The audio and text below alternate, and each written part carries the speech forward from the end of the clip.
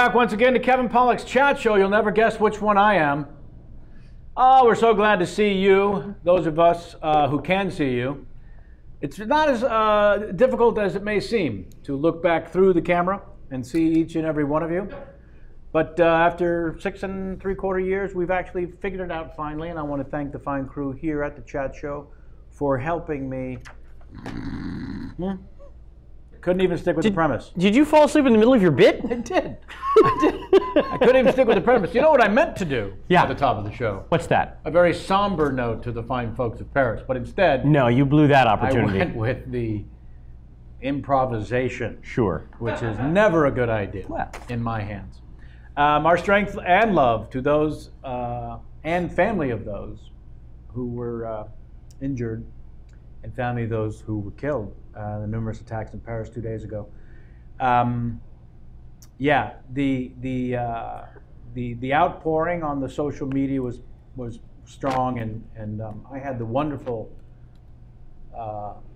misfortune, but it kind of reminded me of why the internet will inform you and then also let you down within seconds.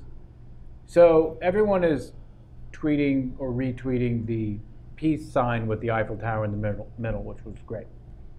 And then someone tweeted, somehow ended up on my feed, would look to be 500,000 people in the streets of Paris. And the person wrote, along with the photo, "This is Paris right now. Solidarity, strength, all these things." And that's how it ended up on my, it had been retweeted by someone I followed, like Amy Schumer or somebody. So I think it was. So this looked great. Everyone was reposting the peace sign with the Eiffel Tower. This looked different and wildly impressive. Retweeted it. But about my 15 minutes of life before I checked Twitter again, and I had 30 new responses. So that's odd. Started going through them. 29 of the 30 said, "Yeah, that's from the last attack. That picture's not from NEP. You're an idiot." Oh, no, you're right. I'm an asshole for trying to show any sort of support and love for what's happening. Right. Oh, my God. And that person's day. No, I got to help Kevin. He got that wrong. Yeah. That's from a different time. Yeah. And you know what? I should point it out to him.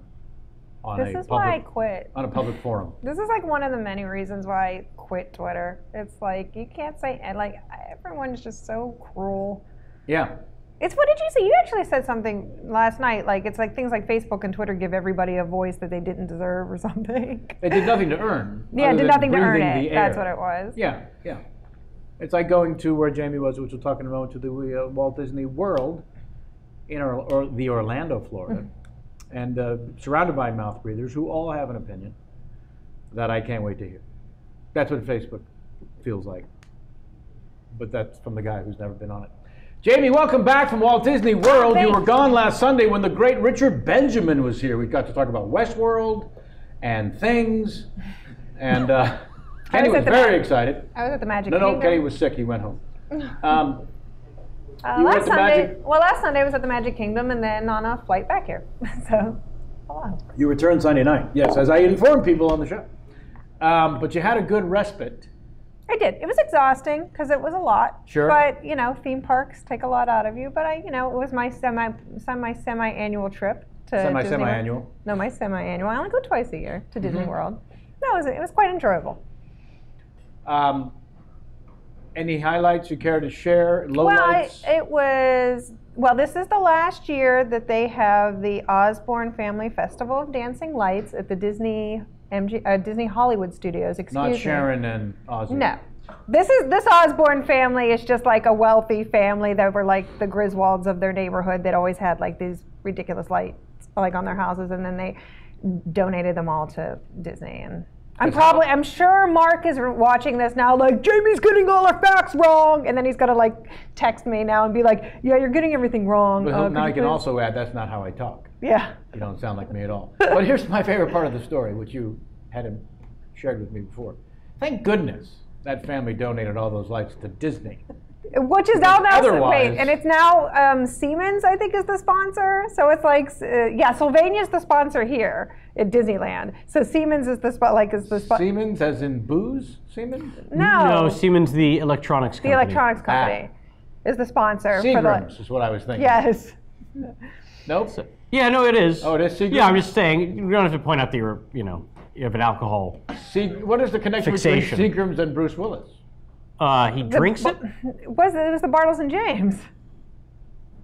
He he did the commercials and sang the Boom, song. there's Yeah. your answer, ladies and Jews. There it is. Seagrams, something wine cooler. I don't remember what the something word is.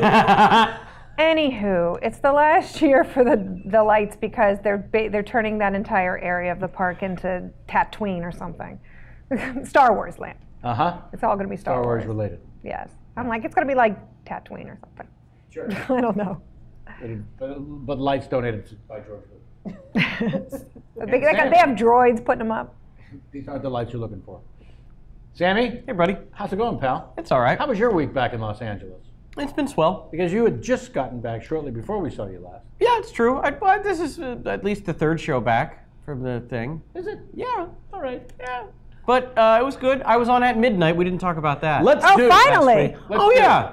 No, it was wonderful. I had a great time. I was on with Greg Proops and Alex Borstein. They were a lot of fun. I hope to go back. Was it was your first time, right? Oh, yeah. Yeah, that was far too long. I agree. Far overdue. That's the word I was It looking took for. Far overdue. just over 2 years for me to be on that show. I was at the weekly poker game Yep, that you were watching the show. That's correct. A East Coast feed, I believe. that's correct. And it did not seem to be going well. There were some issues. You know what? I've editing. come to terms with it. Have you? I have. I mean, I realized we were up on stage for almost a full hour doing jokes and bits, and they got to cut that down to under 22 minutes. So, just, killing your children, it's going to happen. I'm gonna. But I didn't have to kill them. They chose which children died for me. It wasn't a real Sophie's choice. The choice was made for Sophie. Here you go, Sophie. Yes. Sophie, you were a gun for hire. Yeah. Please So- be quiet until we need you to be fine. Yeah. So I'm okay with that, I guess. Excellent. We're coming to you live from the West Side Comedy Theater. Folks, if you're ever in the Los Angeles area, specifically the West Side, you're going to want to come to the West Side Comedy Theater to see some amazing shows. Thank you to Sean Casey and all the gang that run this damn place. For example, tonight, if you were here in Los Angeles, Dana Carvey. There, I said it. You idiots. Get your tickets. Go online. Go to the calendar. I repeat, you idiots. I don't think tonight's show is sold out. Doesn't say it is. So Dana Carvey's going to do a couple shows here a month, so he said. Yeah, and all kinds of stuff. So check out the West Side I just like to Comedy. tell the theater right now, you're welcome. Yeah, Jamie, I'm taking full credit for this. you should take full credit. It was my doing. We were out to dining- dinner with them, Yes. and then we were coming here, and we're like, "Why don't you come with us?" And then we brought Dana and his wife here, and he immediately loved the space and was like, "I want to do shows here." I'm taking full credit for this. I believe you have. Yes, I'm letting everyone know. Yeah. I want a cut of the door. It feels like there's a check coming your way. Yeah, he was like, "I want a cut of the door." Actual cash prize. The great Richard Benjamin was here last week. Matt Myra the week before. Don Cheadle the week before that. We've had some amazing shows, but wait, who's coming up? Next Sunday, one of our very special live with an audience shows coming to you from a terrific theater in town. Not this one, another one called Largo at the Cornet. Our guest will be Mr. Vince Gilligan. If you'd like the Breaking Bad, the Better Call Saul, even dating back to the X-Files and beyond, Mr. Vince Gilligan will be answering your questions. Get your tickets online. Go to Largo at the Coronet if you're in the Los Angeles area, or plan to be on November 22nd. Here's how you can win tickets. Nope. Can't win tickets. Go buy them, fuckers. All right. Follow us on Twitter or the Facebook, and write to us. We'd love to hear from you. Uh-oh. Just make sure it's facing out. Spaghetti-O, make sure you're facing up. While you're fixing that, I am. I just want to let our viewers and listeners know largo-la.com is Largo's official website. It was facing up, by the That way, is but I very think it was helpful. pressing Thank you, against Sam. my shirt, and now it isn't. Kevin just. How is it now? Can you let me know from the crow's nest? As long as the listeners and the viewers, that's all I care about. LA dash. Largo-la, LARGO-LA.com. Beautiful. Of course, Kevin got it wrong. Yeah, I was being yelled at by the sound. KPCSfanmail@gmail.com. What's that? How do you write to us? Well, I'll tell you. KPCSfanmail@gmail.com. Subscribe to us on YouTube. Stop fucking around. Write a review, you sons of bitches. Do you listen to us on Airwolf? How do we pass through your mind? Let us know. Write to us. KPCSfanmail@gmail.com. We've wasted all the time we possibly can before I introduce our guest. Wait, what's this? Wait a minute. I'll talk about it because she's in the damn thing as well as featured on these special features. Please welcome Kelly Carlin. One of the very few return guests, but the first time we've spoken today. Yes. Yes. So it's not kind of a half return. Mm-hmm. You're a halfer. I'm a halfer. And a twofer. I'm a twofer. Yes. Twofer and a halfer. Yep. Very excited. This is the book. Go out and get it, damn it. She's been on the tour. We are a stop on the tour. Hey, look. Among the incredibly famous people who write a little blurb on the back, I find myself. But also Jay Moore. I love Jay, and you know that, Jay. Jay has been so unbelievably supportive and cool on Twitter, and people tell him he has the best walk-in impression. Which, by the way, I buried the lead. So we happen to be watching the lovely Jamie and I for no particular reason that you need to know. And Mr. Jinx, help me out here. The full name of the show, which I couldn't believe. Pixie and Dixie and Mr. Jinx? There we go. Pixie and Dixie and Mr. Jinx. Yes. A Hanna-Barbera cartoon. Oh. And not familiar with that you one. may remember the term, I hate Mises to pieces. Yes. Well, that was a line of dialogue from, in fact, these aforementioned Mr. Jinx. Right. Jinx. Yes. Not Jinxie. I always want to say Jinxie. So Pixie One of and mine Dixie and sometimes- Mr. Jinx. Pixie and Dixie sometimes called him Jinxie. I hate Mises to pieces. Yeah. So we're listening to the damn thing. Sure enough, he sounds a great deal like Christopher Walken. Right. There were He certain things you predated- would say that he had the cadence of Christopher He had Walken. the cadence that became the Christopher Walken impression. Not the way Walken talked at the early part of his career. Right. But after clearly he watched an episode of Pixie and Dixie and Mr. Jinx and said, I too can talk like this. I hate Mrs. to pieces. They're very similar, is what I'm saying. So there you have it. It's an archetype. It is. It is for sure. Clearly an archetype. Yes. Just back from book tour, and boy, are your Sky Lips. Miles tired. My lips started flapping. According to the research, thank you, J-Mac, you ran the gauntlet. I did. I've talked to everyone. Everyone who's awake. Right. But that must have been a highlight for you personally. Being on NPR All Things Considered, Oh, very few things better. that was Huge. huge. Yeah. Absolutely huge. And I entered the News Corporation building to do the late night show Red Eye Sure. with Tom Shalhoub. And everything was fine. And I found out that everyone who works in that building is like actually really progressive and rational and intelligent. And they all just work there because it's a great union gig in New York City. So That makes no sense, you're saying. it's very strange, but that was exciting too. Yeah, I have. At some point though, you really do get sick of hearing yourself. You're just like, wow, really, I'm. If only the questions were different. Doesn't that help a few things? Yes. Although, half to blame, because there's a lot of pre-interviews. Yeah. What would you like to talk about?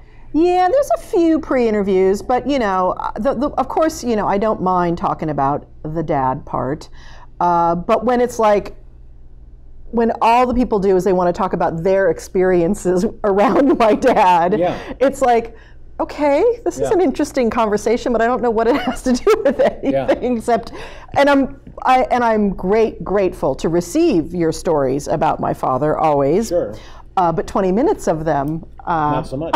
Yeah, I just 2 minutes is can the we limit. move on? You know, maybe we could talk about maybe what it was like to write the book or something. Well, so. what exactly? you know. One of my questions is, in fact, the lifetime spent of not only hearing about people's admiration of your father, which is good for any child, but specific stories of what and how and when and where he meant something to that person is not the norm. Yeah, no, I mean, and that part of it really has come since my dad died. I mean, I did not talk about my dad to strangers before that. Very often they would say something like, oh, well, that must have been an interesting childhood. They'd say something like that. But So clever. yes, but nowadays I have and really do honor the position because I'm really the only person who can receive these stories. I am the keeper of them for people, and Curator. yeah, and it's really touching to me Sure. that people have a very personal connection to him in some way, more so than I'm guessing other famous people like that. I don't know, but it always seems like there's like the turning point in a person's life where my dad took me down to the basement and played the class clown for me and told me not to tell mom that we were listening it together. So that was like a rite of passage into like adulthood for this person. That's way cool. Yeah, or I remember one woman saying, raised Catholic, mom was very Catholic, brought home the album, played it once or twice for her mom, and they both left the church after that or something. Yeah, that's arguably the best review the album's ever had. Truly, yeah. So there are these kind of like, moments for people, Yeah. and Well, listen. it's profound for them. Beyond iconic. Yeah. For the stand-up comedy fan, he's Mount Rushmore. Yeah. So there's only 4 heads at any given point allowed on the mountain. Yeah. Side. And they're chiseling off Bill Cosby's as we speak. So. Hopefully they're fucking it first and then chiseling it off. Yeah, that was brutal for a lot of us. Yeah. Oh man. Oh buddy. It is weird, isn't Thank it? you, former hero. Isn't it weird? Beyond weird. It's well, first of all, it's historic for sure. Yes. In terms of what he meant to several generations. Yes. But to stand-up comedians in particular, who, in my case and many others, Yes. this was, Yeah, he had a particular lane that that my comedy dad album, did not have, Right. that Richard did not have, Yeah. that even Klein doesn't have, that crossing he, all boundaries. yeah, he really had his lane, and now that's just kind of dissolving. It's, Oh well, it's finding out someone's a serial killer. yeah, That was America's dad. yeah, Yeah. So let's get back to your dad. okay. According to the research, anyway, a lot less raping. That's in the Yes. research. Thankfully, Kevin, that is the truth. So- in fact, when there's Come on. there's a lot of issues going on with his microphone. I'll just look at I'll the tell you, camera it's not right the now mic. It couldn't and be in a better position. and It's speak not the mic. directly to. I'm gonna. What you Kenny, get on in here come up on, camera. Come on. Adjust in. it all come you on, want. Just, there's a. It there's is. a- He's gone. wait now we. Wait now. Go to the 2-shot. Go to the 2-shot. He's down. I'm begging you to be on the He's 2-shot. down. He's down. Ripped a huge hole in his jeans. Oh no. Oh, there's $40 I got to cough. We all know Kenny only has like 2 pairs of jeans. Just So. suggested Kenny's jeans cost only $40. By the way. That can't be better. It is, according to a thumb All right, up, that wow. it is better. It was better where it just was. It was better where it just was, right? Yeah. 100%. Wow. You're going to have to take one of our microphones at some point. It's I will just gonna have gladly to give go you in mine. another part of the collar. This is like I'm audio gonna hold it. 101. I'm going to hold it. Let's hold it right here. We'll be 7 years old in March. Can you tell? The show? Yes? Yes. Better? Yes. All right, shut your face. Yes, less raping in my I'm book. just going to keep holding this up. Yes. Bill Maher said, one hell of a ride. Kelly Carlin gives great insight into a man who was a hero to many, but a father to one. Yes. So let's talk first about the I want to actually hear more about the book tour, because it's all about you and your experience with Yeah. your book, which took a very long time to write. You had written a sort of a one-person show version early on. Yes. According to the research, your dad read an early version of it and said, yeah, don't. Twice you kind of shelved it. Yeah. We danced. Yeah. We danced with this in our family, and that's one of the themes of the book. Yeah, it wasn't that he wanted me to shelve it or any of that. In fact, he said to me, it was the first solo show I had written, and I sent the script to him. The show was really about this spiritual awakening I'd had around my mother's death. Right. And Dad read it, and I didn't hear from him. That's always a fun thing in a relationship when they're like, wow, he's really not calling, is he? And then you got to make the phone call. And he was like, yeah, we have to talk at your therapist's office. And I knew, oh, this is going to be one of those life-changing conversations, and there will be boxes of Kleenex involved. He wants a witness. He did. He actually wanted a safety net emotionally for me to be caught, I believe. And a third person to weigh in. Yes, and he knew that I was very sensitive soul, and especially around his opinion. You know, Sure. I lived for his opinion. So, and really, when we unpacked it all, what it was about was, I mean, he said to me, I'm an artist, you're an artist, I'd never ask you to change a word of it.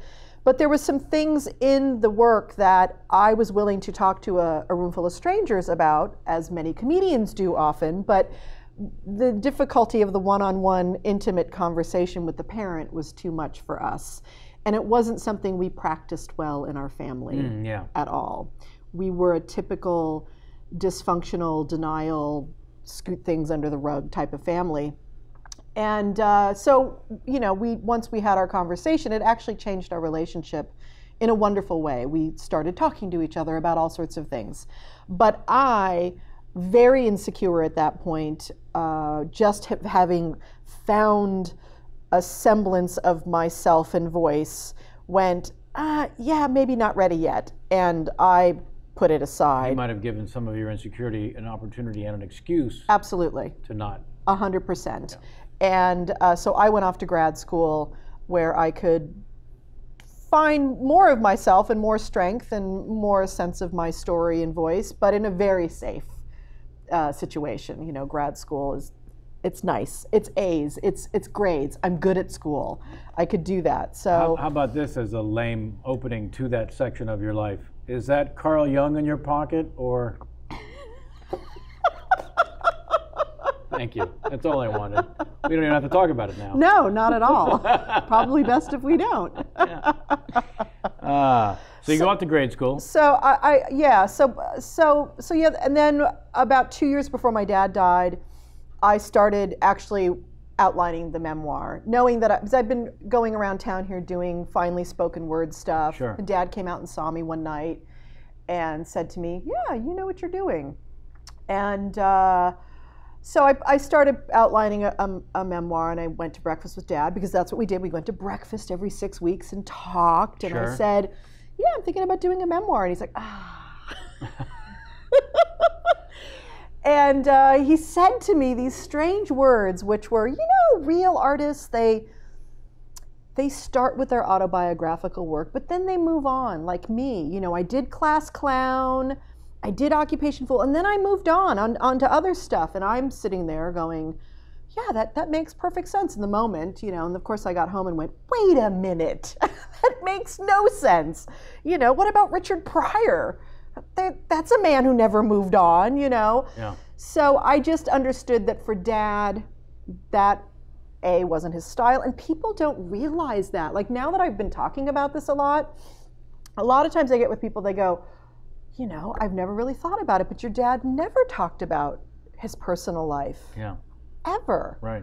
Even with Talked about mankind. Yeah, and even the observational stuff, even though it was sourced from our lives, like, Right. you know, when he'd go into the bread loaf and go past the first 3 pieces of bread, right, I mean, you know, clearly the man who did that, but I was never present in the act, or my mom wasn't present Sure. in the act. So for Dad, it was his choice as an artist, I guess. And I, at that Further time... proof, by the way, if I may, forgive me for interrupting. Yeah, no. That there's a lot less raping going on, because if you think about it, Cosby talking about family was a big part of the act, which led directly to the raping. Oh my God. Interesting correlation. Now, when I mentioned that he talked about mankind, I suddenly realized there's a huge third, fourth, seventh wave of PC, to the point where, Jamie backed me up, you can't say things like mankind anymore. You have to say people kind? No. It's not mankind, it's Can't say man-made. man-made. Right, but I just said mankind, and I'm realizing I don't know if you have to say you humankind. can't say mankind. I guess not. No. People kind? People kind? Humankind? Or humankind. Or Well, how humankind. about we just say fuck you PC? We could do that. woo woo! Woo woo! I think that's I don't have these problems because I'm a Mac. boom. He drops the mic and walked out. Thank you. Your dad certainly would have a field day with the PC nonsense that's going on right now. Yes, yeah, he would. But you're right. It was nothing about his own life. And here you. And by the way, even that advice that you just shared with us, that he shared with you, you still hadn't done your class clown. No, exactly. So let this be my class clown, Well, Dad, before I Yes, thank you, Kevin. before I move on. Yes. Yes. I at least have to do my class class clown was like Right. stilted. You know, it hadn't happened. And yeah, exactly. It was But like, out of respect, you shelled it again. well, in 2006, you know, he had heart failure. I knew, I could see he was not doing well physically. And there was just no way I wanted this to create any stress in his life or even be a thought for him. And I didn't, it wasn't that important. You know, it's like, yeah, someday, whatever day it is, I will get my class clown. I will tell my story. But you must feel great about those decisions now, because the truth is, here's the book. Yeah, yeah. Here's your moment to talk about Yeah. all of it, And but also be able to talk about what you went through, why you waited.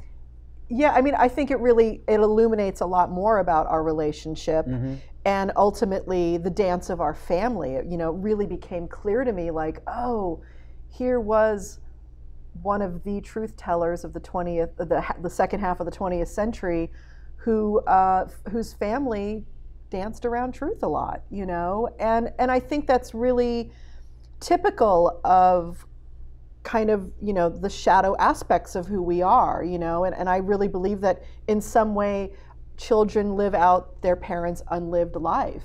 And so here I am committed to this autobiographical storytelling because my dad never did that. And I was just somewhere yesterday I was actually at my grad school talking about my whole experience in doing the book and stuff.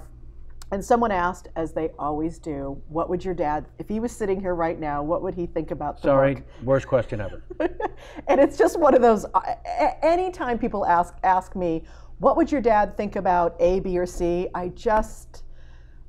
don't know what to say to people. But this time, yesterday, it kind of hit me, and I thought, you know what? I think for my dad, there was maybe some part of him, for sure, the only regret in his life, and he had spoken about this publicly, was these dark drug years that I talk about in there. And that was his personal shame he walked around with. Sure. And I think this would have been a gift for him to see that people love him just as much or even more so now, because he's a human, he's a guy who struggled, he was a father, a husband, a man. And I'm wondering if that might have relieved him a little bit of some of that. I mean, maybe it's a fantasy in my head or whatever, but it never occurred to me until yesterday, like, I don't know, maybe this would have been a healing for him if I'd had the balls to write it when he was alive. I didn't, but... Well, you chose respect over... Yes, over courage ovum. Yeah. Over ovum. Ovum. I chose ovum over balls, maybe. Yes. Oh, I got a snicker from up there. Nice.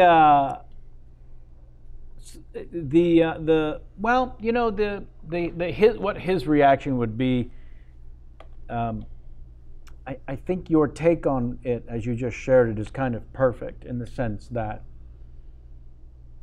it humanizes him in a way that fans want their heroes humanized at some point. We love to build up to tear down.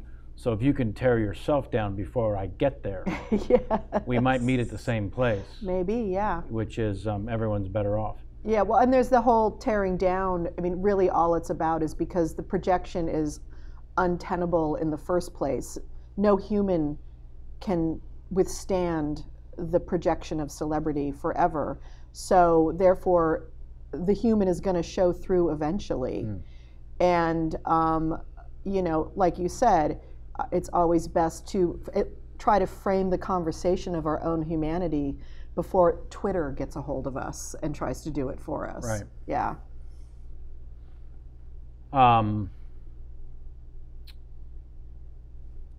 Give me a couple of the highlights from the book tour other than the NPR? So you did it because you did a lot. Yeah, I went to New York for 10 days. Yeah. And, you know, here's the thing with the book tour. It is this weird thing because I'm not George Carlin. I'm not Kevin Pollak. Well, please. I barely am at this point. I'm not whoever. So, you know, you have these kind of fantasies about, and you know, you want people to find out about the book. You mean in terms of a joke machine? I don't go on talk shows to be funny? No. That, like, you know, you get booked certain places because of who you are. Like, you got to go on the Today Show for the documentary. Barely. Right. It's Like, just because he brought wine. right. See, and I wanted to go drink wine with those ladies, but I didn't get booked on the Today Show. And I was like, this would be such a great Today Show conversation. Yeah. It's just such an interesting thing what happens to your brain when you get a book comes out, because you're suddenly thinking about things like that you normally don't think about during your day. Like, I don't normally care about whether I'm on the Today Show or not, but suddenly it's like a thing that I'm worried about that I'm not going to be on, and will my book be okay? And, Yeah. and Did it's you like, get the Today Show? People No. can't wait to ask you that yeah, question. and I'm like, no, I didn't book the Today Show. But everything else. But I did some national TV, which was nice. I did a lot of print. I did a lot of radio. Like I But said, big the MP print like Vanity Fair Yes. and Newsweek, and these are very and big. Playboy. It was a book of the month in Playboy. That's huge. My dad would be proud his daughter was finally in Playboy. Hello. Talk about a proud papa. Yes, it was huge. And then that's weird too for me because you know, it's from day one, once my dad became the man, it's been such a dance with me around borrowing his buzz as a kid and feeling that glow, and like knowing that when you're a kid or a teenager, if you mention his name in a conversation, suddenly your whole world looks different, and there's such privilege around that. And then finding that that doesn't sustain one's humanity in your 20s and 30s because it's not about that, of course. Yeah. And yet, no matter what, some part of my personality was forged around that. And then writing this book and knowing that, yeah, my dad's part of this book, he's part of my story. This is my story, though. This isn't a biography about my dad, which a lot of people at first thought it was. And so trying to balance that thing of, I'm Kelly, I'm separate. Yes, they're booking me because he's my dad, but how do I stay me? And that, you know, it's a constant, insane inner dance. But the whole upbringing, at some point, every child must learn to stand and walk on their own 2 feet. Yes. And every child is in the shadow of a parent anyways. All the things that children go through. It's part of the process of being an adult. And people, when they hear, oh, you're so-and-so's daughter, that must be spectacular, have no fucking clue of the dark side of that when you're trying to find your own identity. Yeah. And yeah, the balancing act of mentioning his name because it's germane to the conversation you happen to be in, versus, well, if I mention his name, I've just outed that whole part of my life, and and I'll no longer have an opinion in this conversation that isn't tainted by his iconic stature. And yet he's my dad. And yet the absolute pride of not being the famous dad, just being dad. Yeah. In the not award-winning documentary that you were kind enough to be great in, and also the special features, Freddie Prinze Jr., Kelly Carlin, Jimmy Fallon, Kevin Smith, the only one extended interviews on the DVD. I'm honored, truly. And you know, the cool thing is we did have a great conversation about that stuff, and it was really fun and deep, and it was my perspective on it. So it was very fulfilling to have that conversation. Did the supermarket story make it into the book? Because it's a pretty great story. The gibberish supermarket story? I don't think it did. I don't think there was like really a place to like. Oh, no, I'm glad it's separated. It's only available on the DVD. There you go. Yeah. Special feature. Pretty spectacular, though, in terms of humanizing from a daughter's perspective. And so I did have questions about the process of growing up in that, since the book is from that perspective. Yeah. Everyone's craving their parents' approval, like a so-called normal child. But there'll be times in your life where you're backstage hearing the audience chant your father's name. So he would take you to gigs. Yeah. We would, in the summertime, we'd go on the road. At the age of? 7, 8, 9, 10. Really, though, 72, 73, 74, those years, so I was 9, 10, 11, right before adolescence, and those were those Class Clown, FMAM, Class Clown, Occupation Fool, all came out, boom, boom, boom. Oh, being the first guest host on Saturday Night Live in 1975. Yeah, which that was a non-event in our household. I didn't even know what that was or what was going on. No, nobody did. Nobody did. They didn't even know it was going to last a week or not. They didn't know what was going on. Dad was just going to New York to do something. And 75 was a dangerous year for our family. I mean, my mother was dying of alcoholism and my dad was high on a lot of cocaine.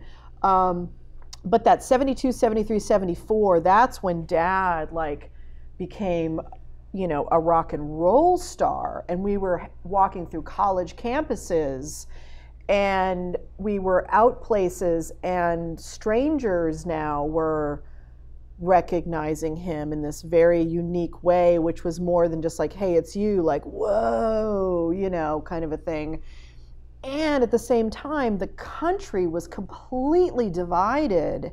72, that election between McGovern and Nixon was, it was the culmination. And then Watergate shows up after that. So it's straights versus freaks, and we're on the side of the freaks. And my dad has a poster in our house that describes the drug laws in every single state and what will happen to you if you get caught with, I think it was just marijuana.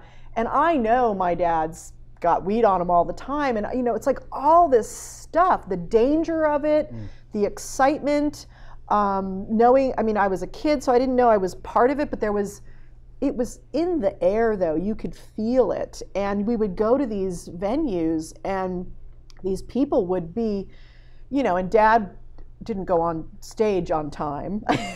There was a lot of drug taking and pot smoking going on and stuff. And these crowds would get riled up and George, and heady stuff for a young girl's mind to be figuring out, whoa, what's this about, and then that electricity, he'd step on a stage and there'd just be this wave, and that's, it's kind of, it's I talk about it as this numinous experience, it kind of hits you in the same place the God spot is, Sure, so when you go back to so-called normal life, back into school, you're 8, 9, 10 years old. Yeah.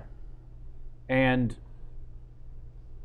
there's no one really there to talk to who has a similar experience. And even if there is, Jennifer Grant went to my school. That was Cary Grant and Diane Cannon's kid. And Carney Wilson went there. She was a teeny little kindergartner. But kids, we didn't sit around comparing notes about these things. I never talked to celebrity your dad's kids. Ticket sales are pretty good. Said the 7-year-old. Yeah, even when I would hang out with my dad and Flip Wilson had the same manager, and we were on Flip's label, Little David, and we were just kids, we played capture the flag, it was we were playing games, we were running around crazy, while our parents were all doing coke in the back room somewhere. Sure. We were just kids. Right. Yeah.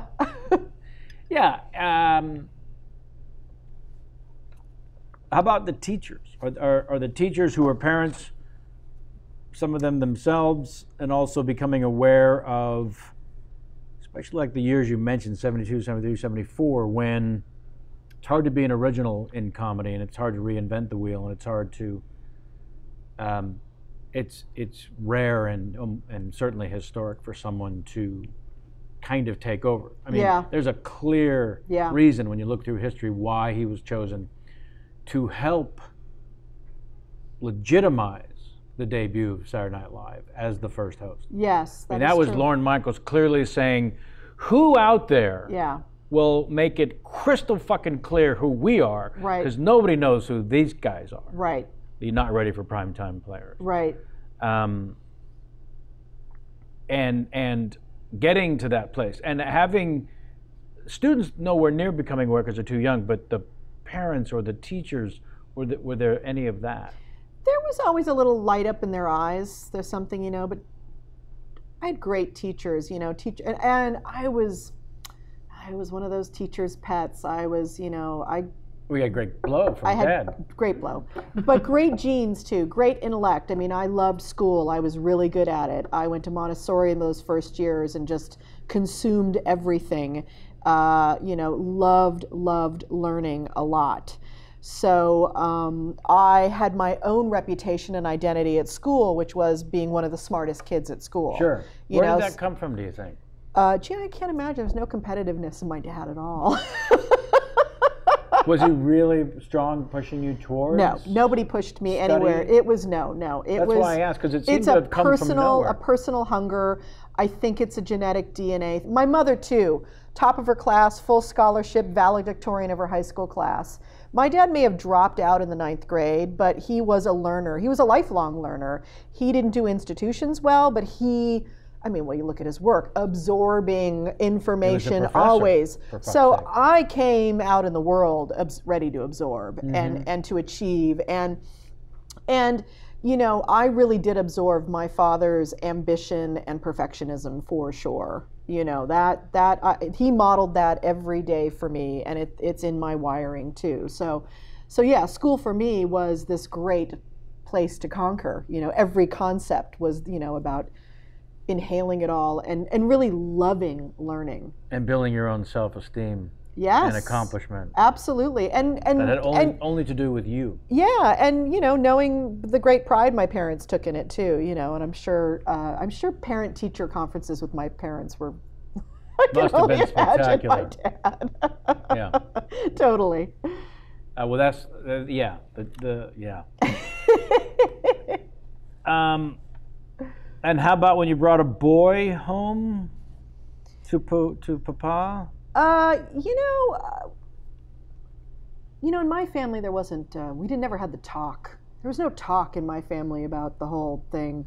There's no talk. There was no Found sex out about talk. that sort of stuff at school. Just did you? had to just figure it out on my own. Yeah, that Right. just never, and you know, basically there was no bringing a boy home. It was just like we were all just getting stoned in my bedroom. So Sure. I was actually bringing the bong home, is what it was, and my house became in high school party central.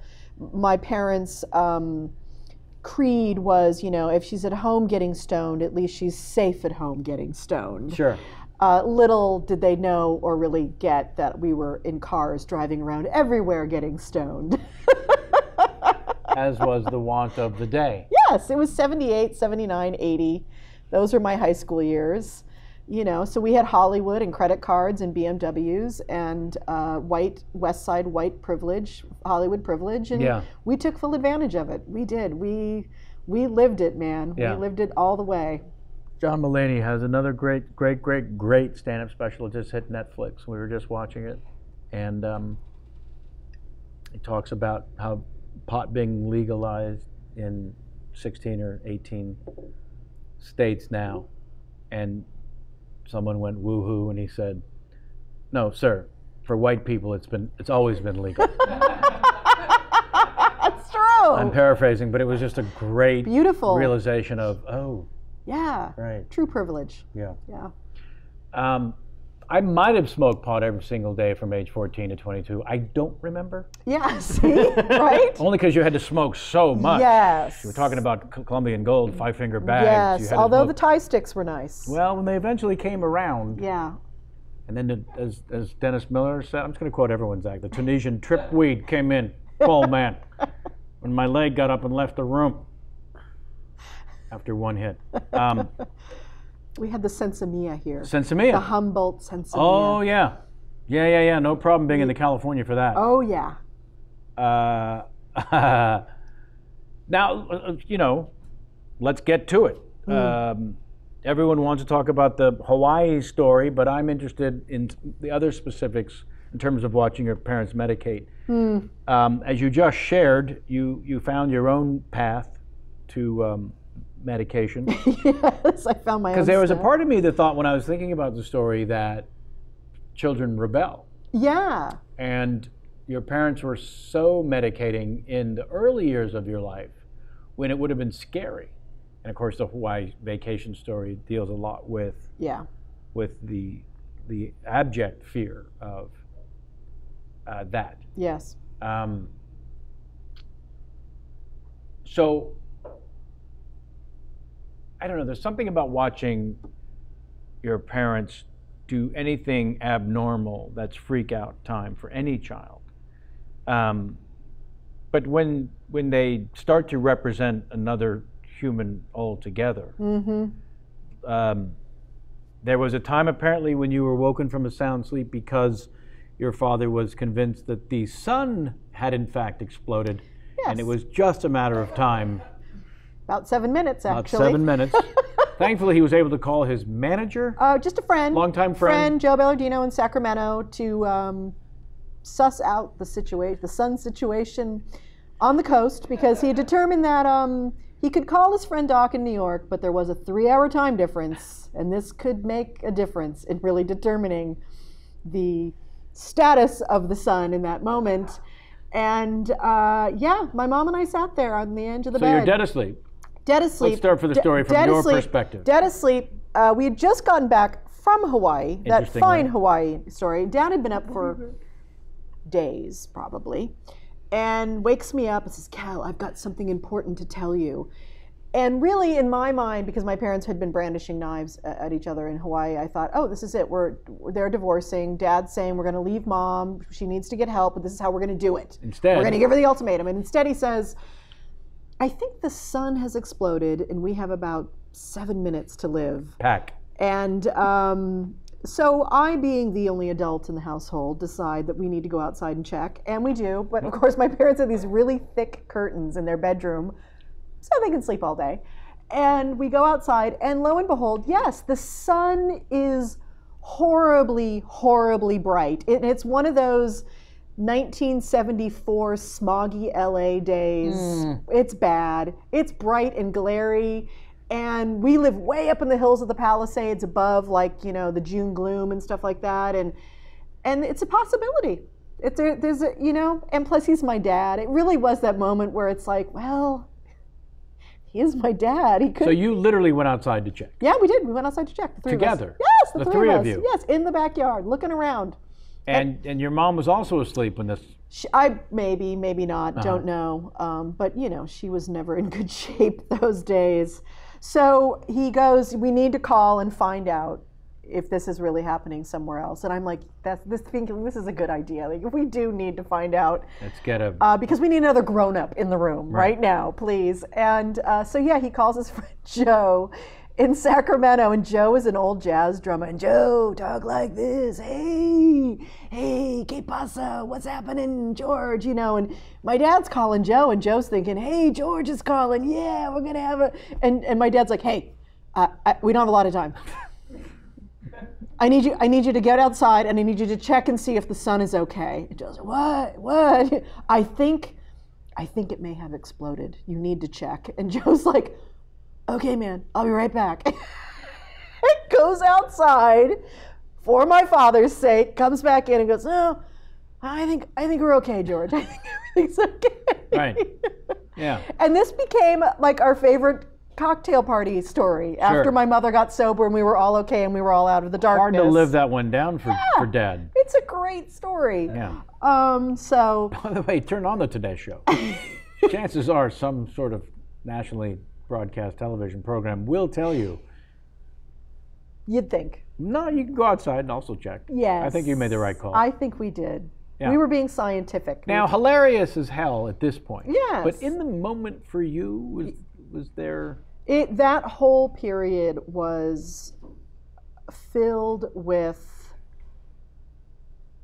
I can't imagine the amount of adrenaline going through my body on a daily basis, because it was that thing of never knowing the hair triggers that might set them off in any direction, whether it's a psychosis like that or rage towards each other, or my mother shit-faced and grabbing the car keys. You know, there was this danger, a constant sense of danger in a really intense way for about 3 years, from like 72 to 75 until my mom got sober.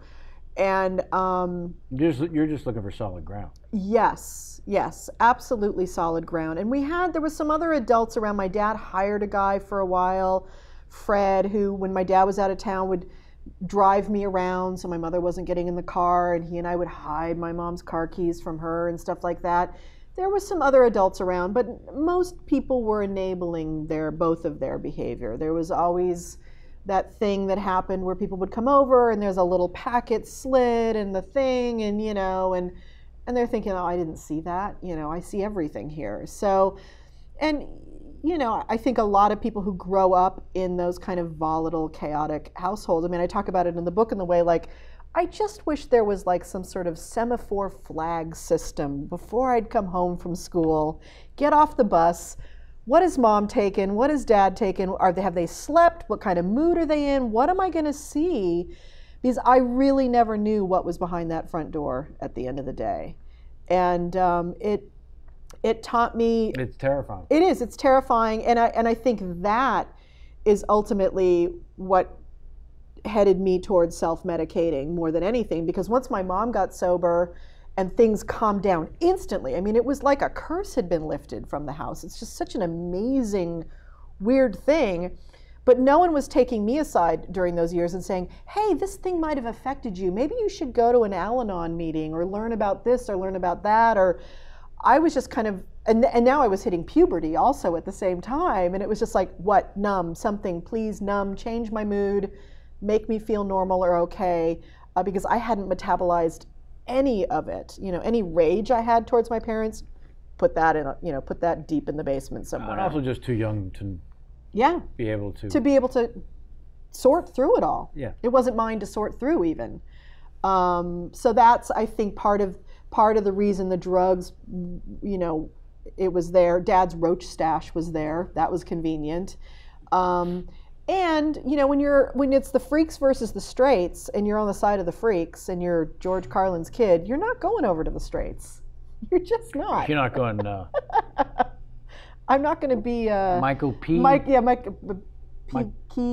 Keaton, whatever his character in Facts. Alex P. Keaton. Alex. Michael Keaton is an actor. What are you trying to That's say? right. And Michael J. I had Fox no is his idea real what name. Don't I yell at the know. people in their 50s. No, please. No, we were 1 year old. We got when the that show P. was on. We got the P. We Keaton did. part correct. We did. You were I was excited mashing about that. together Michael J. Fox and Alex P. Keaton. Yes. And the weird part, of course, Michael Keaton's real name is Michael Douglas, and now we have a whole other thing. Oh, this is a game. He had to change it.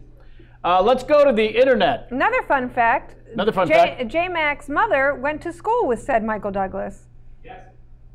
And your mother thinks he's much shorter than she thought. No. His mother J-Mac's mother went to school with Michael Keaton, and in the yearbook it's Michael Douglas. Not Michael Douglas, not Wall Street, Beetlejuice. Right.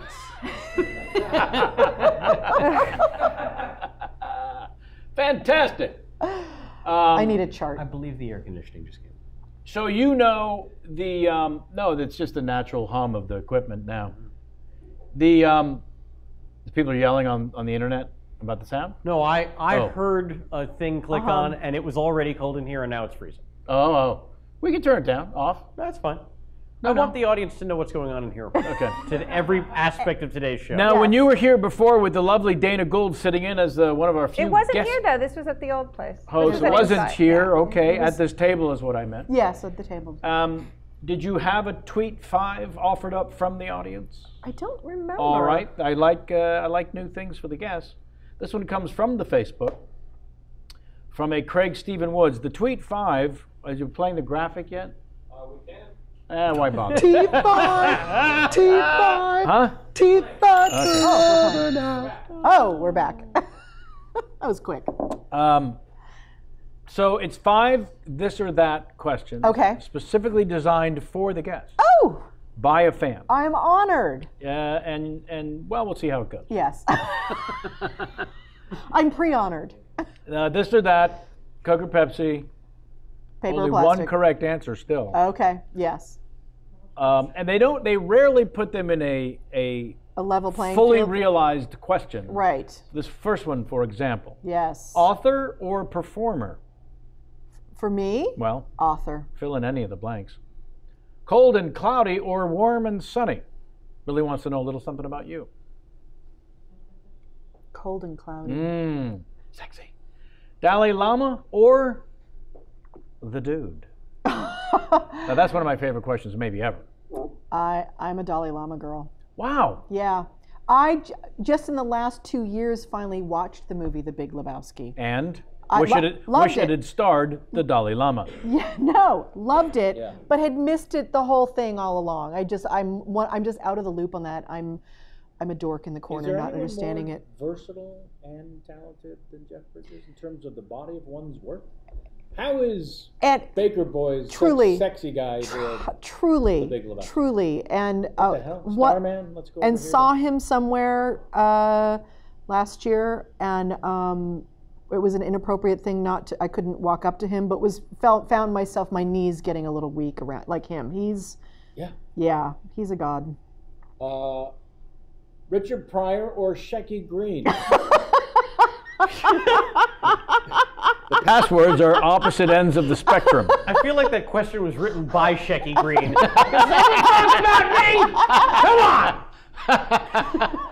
I'm picking Shecky Green just because it's a funnier answer. Bingo. Correct answer. And lastly, a place in the sun or a place for my stuff? See what they did? Oh, see what they did there. Yeah, if only we had flipped those last two questions. Yes. Really could have ended on a different. Yes. Although there's some value here with this question. Yeah, no, definitely a place for my stuff.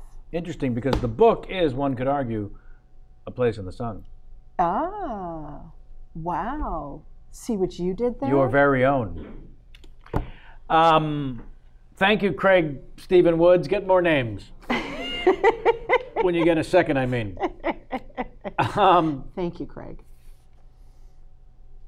Let's talk about your father's efforts, which I'm sure you dealt with in the book, to curb your enthusiasm to performing. You spoke a little bit about it in the aforementioned non-award-winning documentary, Misery Loves Comedy, where you pointed out, I don't know that he verbalized this or you sensed it, that he was saying he was trying to protect you from the ultimate day when you were on stage and someone yelled out, Where's the funny Carlin? Did he verbalize that? Or? No. Yeah, you sensed That's it. my fantasy of what he was protecting me from. As a comedian who made a decision to go fatherless, I would say if a son came forward and said, I want to do this. Dana Carvey, by the way, doing a show tonight, his two sons have been performing now, and he's making the rounds with them. Wow. And one represents one side of him. It is truly yin and yang, and the other cool. his other id. And it's wild. Wow. And talk about... I want to see that. Yeah. Come back tonight. The battle of how do you follow in those footsteps when you can be guaranteed comparisons are going to be made, and how long will it take before you're allowed your own voice and not to be judged against, and so on. So, no question, any protective parent would be, I don't want you to suffer this. It's going to happen. Absolutely, yeah. And a daughter especially. I think it's one thing to be a son, possibly. Don't know what that's like. Yeah. But because he didn't do comedy clubs, really. No, he didn't. He was already established when the comedy club scene became a real big thing. Yeah. But I think part of it was the life on the road. Right. I mean, I'd already suffered that once by being the kid of the father with the life on the road. But now we're talking about comedy condos being shared with others. Yeah, weird. I was completely clueless to any of that. But I never had any desire to be a stand-up. Right. Never came into my head. I wanted to be Lily Tomlin and Carol Burnett and Lucille Ball and then Lorraine Newman and Gilda Radner. I wanted to be a sketch comedy person and could have easily gone that direction. because it was far enough away from him, and it was not in a world he's very uncomfortable in. That's why for Saturday Night Live he told Lauren, "I'm not doing sketches. I don't do that. Wow. Give me another monologue." So that's how that went down. But Dad did say, yeah, because I was telling him about these venues around town where there's storytelling. This is when storytelling became a thing in the aughts. And that's when Dad was like, yeah, you're not thinking about, being a stand-up comic. And of course, my insecure brain was, he doesn't think I'm funny and I don't have the chops and he doesn't think I can do it. Like, that's how I took that in. It seems like a natural reaction. Probably. And he meant, I don't want you to suffer. I don't want you to go out there and live that shitty life. Yeah. And also just the pressure to live up to. Yeah, absolutely. And I think and at the time, I don't think I'd even begun to deal with, I never, like, people would say to me, do you feel like you live in your dad's shadow? I would have said, no, I don't feel like that at all. It was so unconscious to me how much I was actually having to dance around it all that I did not know at that time. I understand it much more now, especially when he died. That's when it really came right here for me. But yeah, so, but I could make him. I mean, he and I did silly voices together. I mean, I was imitating Carol Burnett when I was 8 years old, doing Lily Tomlin and her laughing characters. So yeah, it's. It's funny how so many kids find something like that to imitate for their parents. Yeah. Jamie was a Marty Feldman at the edge of the table. Mine was, I would do Marty Feldman from Young Frankenstein, but I would put like my head on the table and sing, I ain't got nobody. Yeah, that was mine. Sammy, for you it must have been? Harpo Marx, typically. Oh, nice. Yeah. Less lines. Get tough with him. Get tough with the other one. Get tough with both of them. The handshake and then the leg swinging. That was always my favorite Harpo Marx thing. He would put his leg on it. Yeah. I just love that. Yeah. Nice. Yeah. Yeah, and that's what my dad educated me in. I mean, the Marx Brothers and sure. That kind of stuff. So we shared a lot of that stuff. But yeah, I don't know. The shadow thing's weird. You actually touched on something just now. Well, let's see if I can find it in my notes because it reminded me. Oh, you son of a bitch in your stupid old brain. Lewis Black calls. And so what I was reminded of first before Lewis Black says, come on the ocean with us and try some of this stuff out. When your dad passed, the outpouring of comedians appropriate to Bill Maher's comment into a man who was a hero to many and a father to one. A lot of comedians made a point to reach out to you. Yes. And as you had said, it was a realization that you could feel existed, but until it's in your face. Yeah, and you could, like those moments when I would happen to be with my dad, like we'd go to the Emmys or something like that, and you'd see him encounter other people, and you could see the reverence on these people's faces. But I didn't know any of these people. My dad was a loner. He was basically a writer. We didn't have Hollywood parties. There weren't comics sitting around a table shooting the shit. My dad actually hated that scene after the nightclub thing and everyone goes and shoots the shit at the delicatessen. Not his scene. Not his scene at all. Camaraderie. Hated it.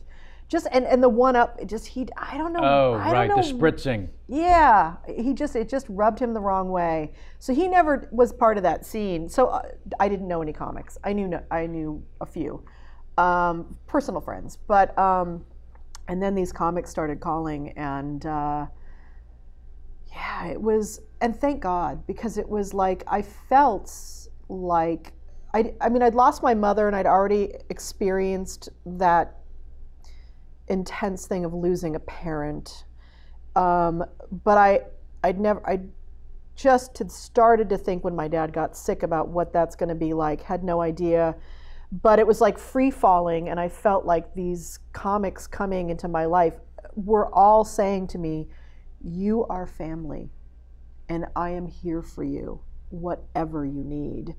And it was like suddenly I had a dozen uncles, you know, and it was like, oh, okay.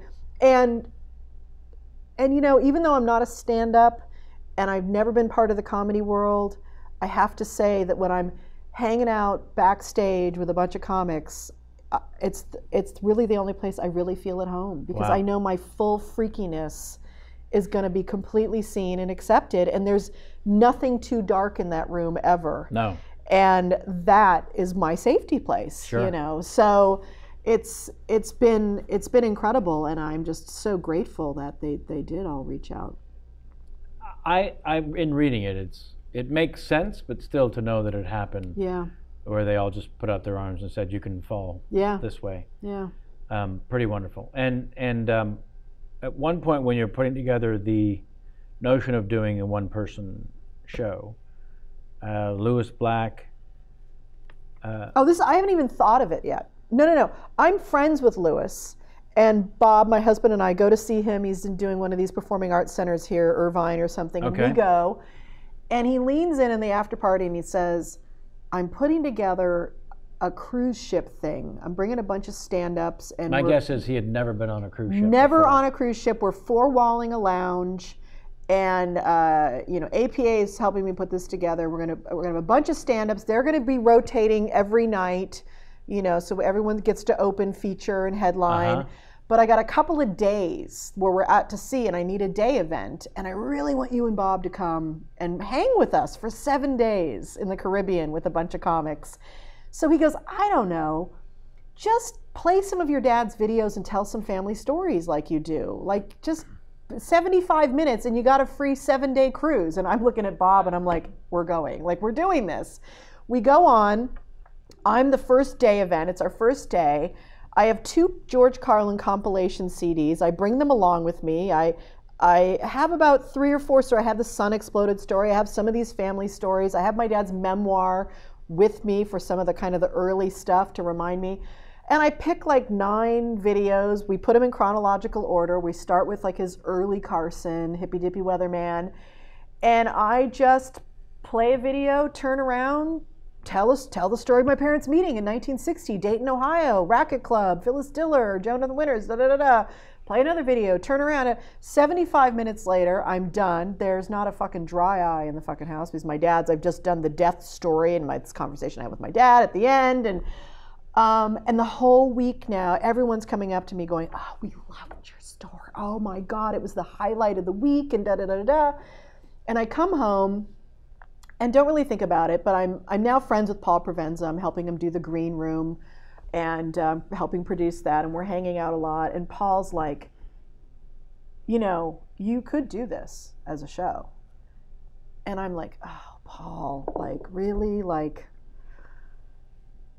you know, play videos of my dad and tell, you know, like, oh, like, it's like, it's like the worst horror thing I can Well, it's think. horrible if Pauly Shore is doing it. It's another thing if you're doing it.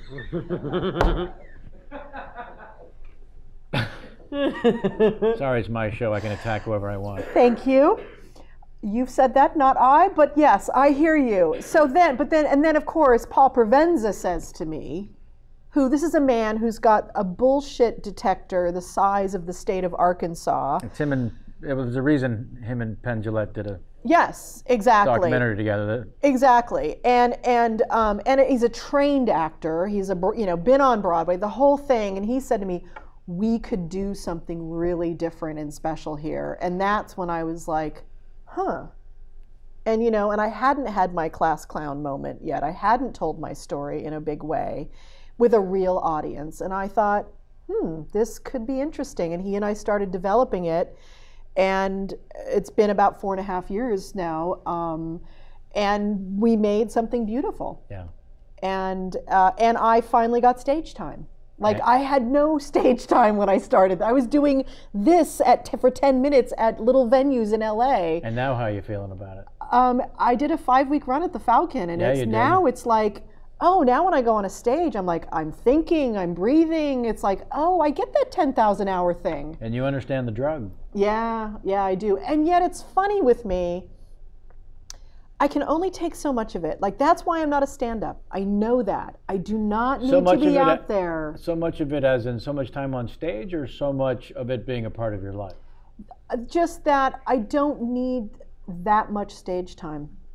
You know, I talk to stand-ups and they're like, if I'm not on stage 5 days a week, you know, especially at the beginning of their, you know, it's like, I don't know what I would do with myself. And I'm like, ugh, if I had to go on stage 5 days a week, like for the rest of my life, I would just want to shoot myself.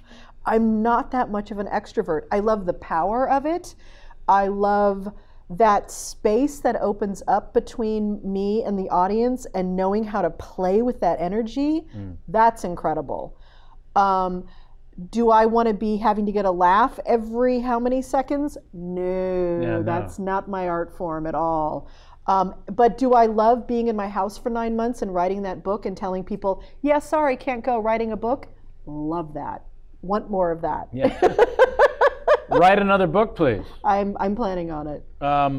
We need to get you to a place soon. Yes, we do. We're going So, hey, they thing. don't. They don't. I have need, a quick question from Please. the chat room. They just want to know if the Green Room is coming back on Showtime. Please email Showtime. There's no plans right now. Paul is trying to find a home for it. It's a thing that needs a home. If only there were 7,500 platforms available to a creative person. If only someone would pay us to do the show, though. Yeah. Yes, there are plenty of platforms, but people want to make a living and pay their mortgage too. Yeah, absolutely, of course. Yes, so yeah, they're still searching for a home. Well, it's a great question. I'm glad they asked it, and thank you for sharing it, Jamie, because there's a lot of fans of that show. It's an incredible show. Yeah. Pure bliss, that show. Folks, do yourselves a favor. Carlin Home Companion, name of the book. There's an audio book as well that Kelly has recorded her own damn self for 3 days. I went hoarse so fast recording mine. Did they tell you to pace yourself? Well, you were doing all those dumb voices. I was doing all the dumb you were voices. doing a lot of you did voices, yeah. You did the intro in Hebrew, which it's very Wow, throaty, that- you know that. A lot of chacham. Yes. And a lot of volume, You unnecessary sounded volume. like Jay Sherman just there. No, I was paced. I had a lot of lozengers. I had things. I was in Lady Gaga's booth at the Village Studios. Wow. By By the way, those of you that have also been in Lady Gaga's booth, write to us at kpcsfanmail@gmail.com. Let us know your experience, what it was like inside of Lady Gaga's booth. Sorry? No, Sitting good. out there like a tomato. No, we're good. I will not force you to do Larry King game as you did one last time with Dana Gould. Folks can go to the internet and check out just how good you are at the Larry King game. I really can't top that one. I'm sorry. I've been trying all morning and I can't. I've seen it. It's spectacular. Thank you, You darling. don't need to top it. Thank you. Thank you very much. No, thank you. This has been great. I'm just so excited we got to do this. I know, me too. I felt pretty horrible last time, and No. and congratulations on the book. Thank you. I greatly look forward to reading more than just what I wrote on the back.